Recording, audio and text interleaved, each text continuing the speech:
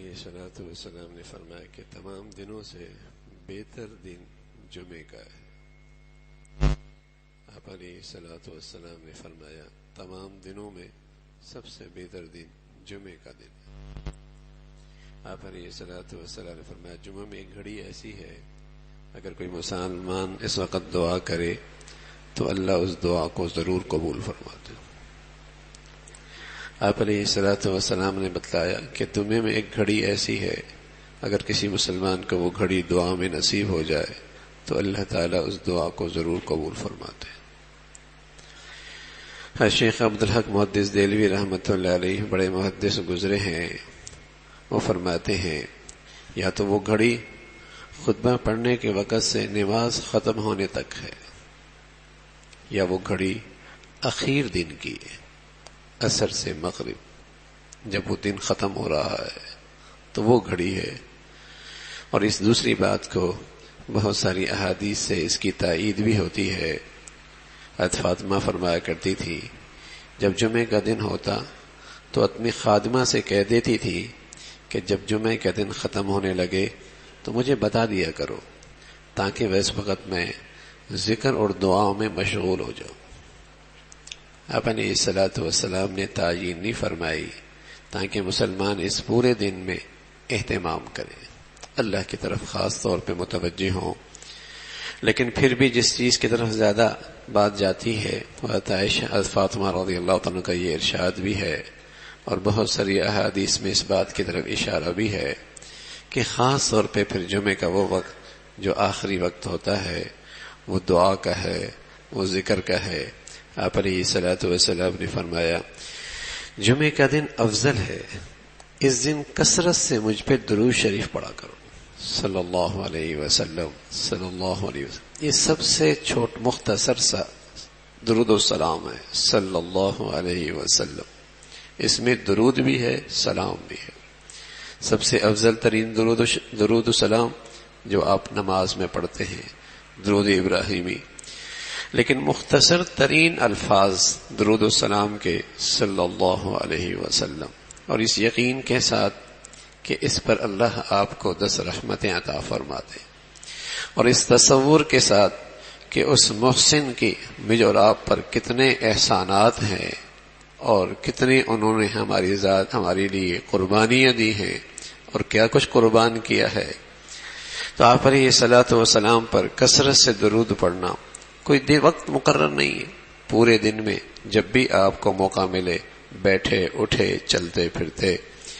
آپ علیہ الصلوۃ والسلام نے فرمایا جمعے کا دن افضل ہے، اس دن کثرت سے مجھ پہ درود شریف پڑھا کرو، اور وہ اسی دن میرے سامنے پیش کیا جاتا ہے، اسی دن میرے سامنے پیش کیا جاتا ہے کہ یہ فلاں بندے نے آپ پر تحفہ بھیجا ہے، اور مجھ پر وہ چیز مجھ تک پہنچ جاتی ہے۔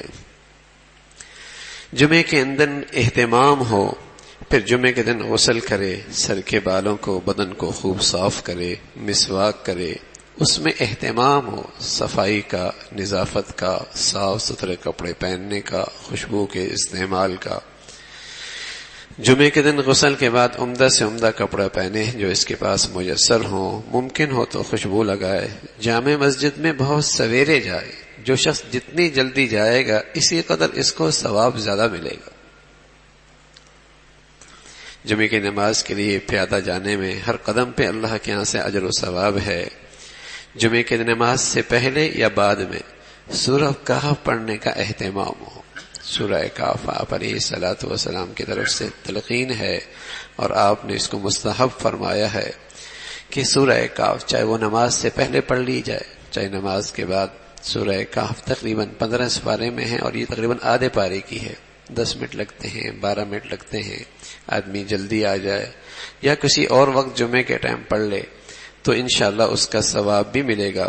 نبی علیہ الصلوۃ والسلام جمعے کے دن فجر کی نماز میں سورہ الف لام میم سجدہ، سورہ دہر پڑھتے تھے، لہذا ان دونوں صورتوں کو جمعے کے دن فجر کی نماز میں مستحب سمجھ کر پڑھا کریں، کبھی کبھی ترک کر دیں تاکہ لوگوں کو اس کے واجب ہونے کا خیال نہ ہو۔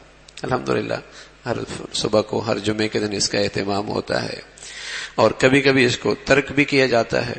آپ علیہ الصلوۃ والسلام کا یہ معمول بھی زندگی میں ہو کہ آپ علیہ الصلوۃ والسلام فجر کی نماز میں سورہ الف لام میم سجدہ اور دوسری رکعت میں جو ہے وہ سورہ دہر پڑھا کرتے تھے. تو یہ جمعے کا اہتمام، جو جس قدر اہتمام کرے گا اسے اسی قدر جمعے کی برکات نصیب ہوں گی. لیکن ایک شخص جمعے میں صرف 2 رکعت نفل آگے 2 رکعت فرض آگے پڑھتا ہے اور اس وقت مسجد میں آتا ہے تو اس کے 2 رکعت فرض تو ادا ہو جائیں گے، جمعے کے ثواب سے محروم اور جمعے کی فضیلت سے محروم ہوگا، اور جمعے میں جو اللہ اہل ایمان کو دینا چاہتا ہے اس کے ثمرات سے محروم رہے. نماز تو اس کی بھی ہو جائے گی، فرض تو ادا ہو جائے گا، لیکن وہ جمعے کے فضائل سے، برکات سے، ثمرات سے محروم ہوگا.